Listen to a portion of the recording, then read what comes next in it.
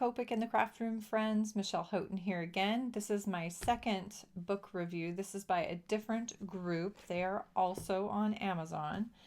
They do a series of fashion coloring books. It's Bye Bye Studio. So they have a group of books. Two of them are truly coloring books. One of them is about purses, and the other is kind of iconic sneakers. So if you're a sneaker fan, they asked if I would take a look at their books and tell you what I thought. So I know the purse one is set up the same way in that you've got your images on one side and you have a small description of this and a little history of that shoe on the other side. So it's kind of informative if nothing else, and then a few little fashion photos in the mix. My only concern, well, first of all, they've done a nice job in that they don't have shoes back to back, which I do appreciate. I know we all appreciate. My concern is that the paper is a little bit thin, so we're going to do a little testing. And I am going to grab, sorry, disappearing under my table. You could take it out of the book, but better yet, I think I'm going to take a piece of inexpensive paper, but heavier paper, and put that underneath. And then, what shall let's do, oh, well, that's like asking for trouble. I was going to say red. So that's like asking for it to fall outside the lines, right? So let's do this instead. We're going to use a blue series. This is a B3 series, B39, Prussian blue. So I'm going to go right down kind of that stitch line and a little bit up from, and just a touch out from where it tucks under that next piece of leather, a little further up from here. My concern here is that this feels a little bit more like a heavy weight copy paper versus a cardstock, and it's fairly toothy, meaning I can feel that texture in it, so it'd be really good for sketching. It'd be really good for, say, colored pencils, but I'm a little concerned it's going to be a little soft for my Copics. Now, I don't know if you guys remember this from learning about Copics, but what are the advantages of working on a soft paper? Anybody? I don't see any raised hands, but obviously that's not going to happen in this format. So the advantage of a soft paper is that it's going to blend really easily. So that color is just going to blend crazy smooth, really fast with not a lot of effort on my part. My concern is as I add layers, it might blow out. So let's do this. Let's come over in a corner, and obviously it bled through like significantly, so you would have to have something, one or even two sheets in between if you wanted to work directly on this. But let's do this. Let's draw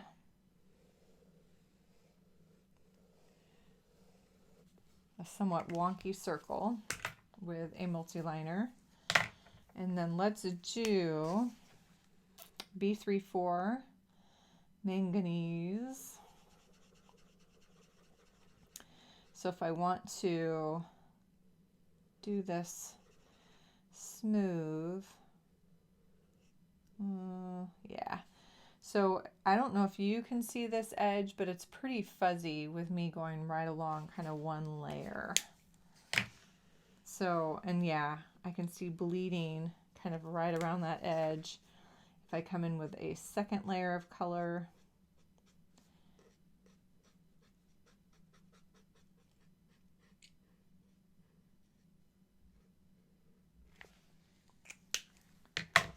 and then a third layer of color. Yeah, we're creeping pretty good here, folks. So the issue is going to be, this is part of Copic. You can blend on less expensive paper. It actually blends incredibly well, but you're going to have a really tough time staying in the lines. It's going to blow out. I've got this beautiful smooth blend, but it is shooting straight through my paper, almost through my cardstock, because I've got so much ink coming through. But more importantly is these edges are really fuzzy. I can't keep a crisp line. So if I have a single layer, but as soon as I start adding a couple layers, you're going to see some little edges that get fuzzy right along there. See how it's bleeding out and blowing out and gets fuzzy? So fun images that you could color along in. I'm a little concerned about doing Copic on this paper. So if it's something that would be fun to color for you, and I'm not saying you shouldn't, what I would do is I would actually take these pages and copy them onto your favorite Copic paper, because they are fun images and they're beautiful. Now the other thing is you could use an entirely different medium on these and go with that instead of doing your Copics. The other, what I do like, I don't know if you did notice this, even with my ink coming out over those lines, their lines are sitting tight. So it's a well done little book. The second kind of book that they make are these figure template books, and they have about 10 of these where it's truly just these very light grayscale figure templates. And if you are interested in learning some about fashion design or sketching specifically, maybe you're not going to become a designer, but you'd like to do more sketching, there's some amazing, amazing Copic artists out there that do all of their work in Copic. And say you wanted to play around and kind of imitate one of them, but you're not very confident in your sketching ability, these books have different figure templates. So this one has 10 poses, kind of repeated, about 20, it's 230 professional female figure templates for fashion designers in 10 poses. So you've got 10 poses repeated 23 times. I can do math. But you can use a pencil and then a multi-liner, do your sketch. You would want to put that paper underneath, but you are going to run into a little bit of that same issue with the bleeding. So this is a fun, quick sketch. This isn't necessarily going to be a final product that then you turn around to. But if you're concerned about proportion, but want to start playing around with folds and pleats and designs, this would be an easy place, or transparency, like having a dress that has kind of a transparent top portion. So how do I make this look like it comes up and is transparent up here, then kind of a more fitted, different fabric on the bodice, and then some sort of full ball gown look out here, and it might have pleats or folds. Anyway, you can play around with that, and the figure portion, the proportions are ready for you and good to go. You can even start playing around with how do I create hair on top of that, but it's giving you some of those guidelines. And so for a person who's interested in starting to learn some about that, another great resource. So again, this is another fun resource you can find on Amazon by Buy Studio. They have both some of these coloring pages that have sneakers and purses, and then they have about 10 different books with these fashion kind of figure templates that you could work with. I'm going to say thumbs up for the books themselves, kind of a middle of the road thumb, somewhere halfway in between for Copic work.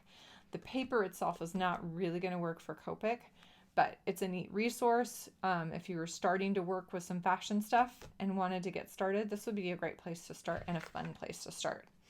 Thank you, Bye Bye Studio, for sharing these with me and allowing me to pass on this information to our viewers.